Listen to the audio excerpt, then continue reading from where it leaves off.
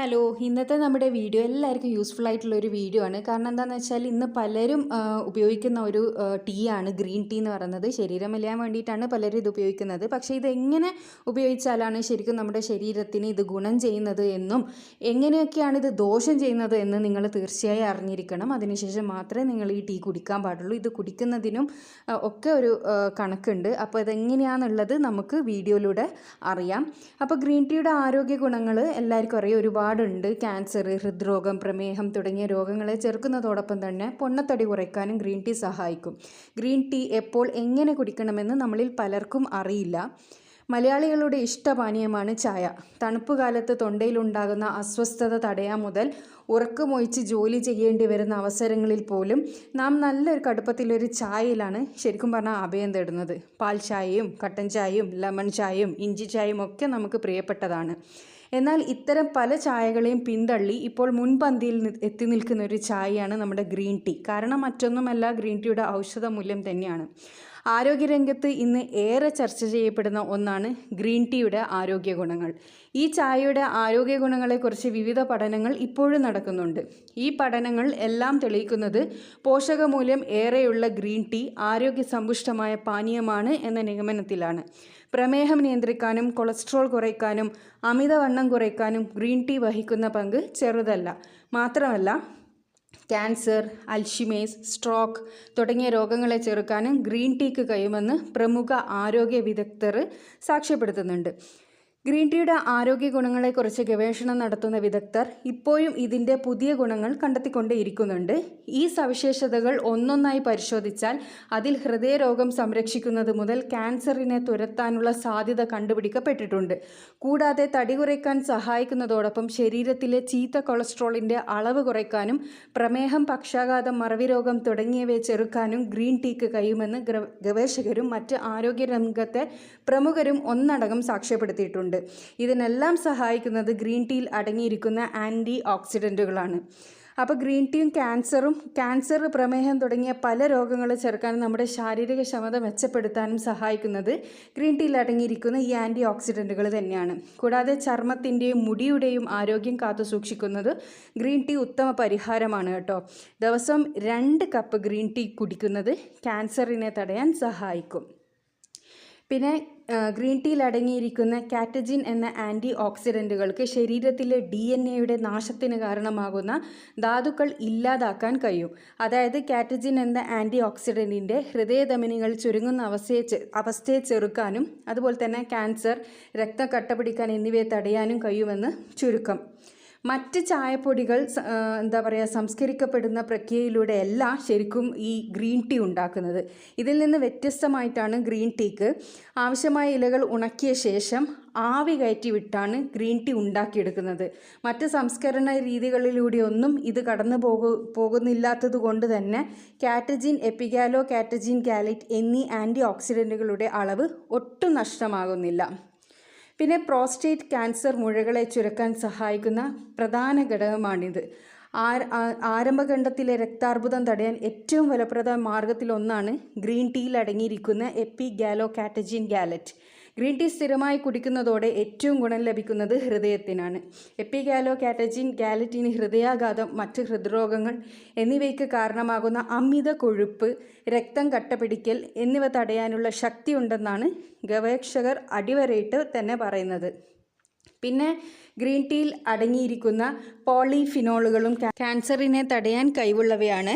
Polyphenol anti ഓക്സിഡൻറ്റുകൾ vitamin സിയേക്കാൾ 100 ഇരട്ടിയും വിറ്റാമിൻ ഇയേക്കാൾ 24 ഇരട്ടിയും ഫലപ്രദമാണത്രേ. ഇത് ക്യാൻസറിന് കാരണമാകുന്ന കുഴങ്ങളുടെ വളർച്ചയെ തടസ്സപ്പെടുത്തുന്നതോടൊപ്പം ചീത്ത കൊളസ്ട്രോളിനെ ഇല്ലാതാക്കുകയും നല്ല കൊളസ്ട്രോളിനെ നിയന്ത്രിക്കുകയും ചെയ്യും.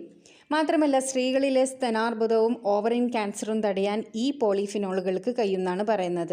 പിന്നെ ഹൃദയരോഗം സംരക്ഷിക്കാൻ ഗ്രീൻ ടീ വഹിക്കുന്ന പങ്ക് എന്താണെന്ന് പറഞ്ഞല്ലോ. ഹൃദയത്തിൽ പ്രവർത്തനക്ഷമത വർദ്ധിപ്പിക്കാനും ആരോഗ്യം കാത്തു സൂക്ഷിക്കാനും ദിവസവും 3 മുതൽ 4 കപ്പ് ഗ്രീൻ ടീ കുടിക്കണമെന്നാണ് ആരോഗ്യ വിദഗ്ധർ നിർദ്ദേശിക്കുന്നത്. അതായത് ദിവസവും ഈ അളവിൽ ഗ്രീൻ ടീ ഉള്ളിലെത്തുമ്പോൾ ഹൃദയധമനികളിലെ തടസ്സം ക്രമേണ ഇല്ലാതാകും. അതോടൊപ്പം രക്തധമനികൾ കൂടുതൽ പ്രവർത്തനക്ഷമമാകുകയും ചെയ്യും. ശരീരത്തിലെ കൊഴുപ്പിൻ്റെ അളവ് നിയന്ത്രിക്കാൻ ഗ്രീൻ ടീക്ക് കഴിയും എന്ന ഒറ്റ ഗുണം കൊണ്ടാണ് ഈ പാനീയം ചുരുങ്ങിയ കാലയളവിൽ തന്നെ ഇത്രയും പ്രചാരം നേടിയത്. പ്രമേഹത്തിൻ്റെയും ഹൃദ്രോഗത്തിൻ്റെയും പ്രധാന കാരണങ്ങളിലൊന്ന് ശരീരത്തിൽ അടിഞ്ഞുകൂടുന്ന അമിത കൊഴുപ്പും പൊണ്ണത്തടിയുമാണ്. കഫീൻ കൂടുതലടങ്ങിയ ഗ്രീൻ ടീ ദിവസവും കുടിക്കുമ്പോൾ ശരീരഭാരം കുറയുന്നതായി നെതർലാൻഡിലും ജപ്പാനിലും നടത്തിയ പഠനങ്ങളിൽ കണ്ടെത്തിയിട്ടുണ്ട്. ഗ്രീൻ ടീ സ്ഥിരമായി കുടിച്ചവരിൽ അമിത രക്തസമ്മർദ്ദവും കൊളസ്ട്രോളും കുറഞ്ഞതായും കണ്ടെത്തിയിട്ടുണ്ട്. പിന്നെ ഇനിയാണ് നമ്മൾ ശ്രദ്ധിക്കേണ്ടത്, ഗ്രീൻ ടീ എന്നാൽ ക്യാൻസർ, പ്രമേഹം, ഹൃദ്രോഗം എന്നിവയെ തടുക്കാനുള്ള മരുന്നല്ല. ഗ്രീൻ ടീ കുടിച്ച് മാത്രം ഒരു രോഗവും നിവാരണം ചെയ്യപ്പെടില്ല.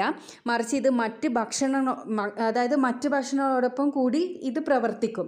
അങ്ങനെയാണ് ആരോഗ്യം സംരക്ഷിക്കപ്പെടുന്നത്. അല്ലാണ്ട് അങ്ങനെ ഒരു അസുഖമുള്ളത് കൊണ്ട് ഇത് കുടിച്ചത് മാറ്റാന്ന് ആരും കരുതരുത്. കണ്ണിൽ കണ്ടതെല്ലാം വാരി വലിച്ച് കഴിച്ചിട്ട് ഗ്രീൻ ടീ കുടിച്ച് ആരോഗ്യം നിയന്ത്രിക്കാമെന്ന് ചിന്തിക്കുന്നത് മണ്ടത്തരാണ്. ആരോഗ്യ പരിരക്ഷണത്തിൻ്റെ ഭാഗമായി ഗ്രീൻ ടീ കുടിക്കാൻ ശ്രമിക്കുക. അല്ലാതെ അതൊരു മരുന്നായി കണക്കാക്കിയിട്ട് ഒരിക്കലും അത് കുടിക്കാൻ പാടില്ല.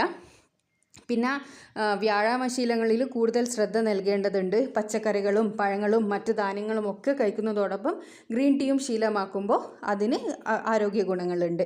ഗ്രീൻ ടീ എപ്പോൾ എങ്ങനെ കുടിക്കണം?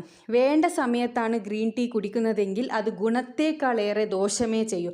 പല സമയത്തും ഗ്രീൻ ടീ കുടിക്കുന്നവരുണ്ട്. എന്നാൽ പൊതുവെ ഉയരുന്ന സംശയമാണ് ഈ ആരോഗ്യ ഗുണങ്ങളൊക്കെ കിട്ടാൻ ഗ്രീൻ ടീ എപ്പോൾ കുടിക്കണം, എങ്ങനെ കുടിക്കണം എന്നത്.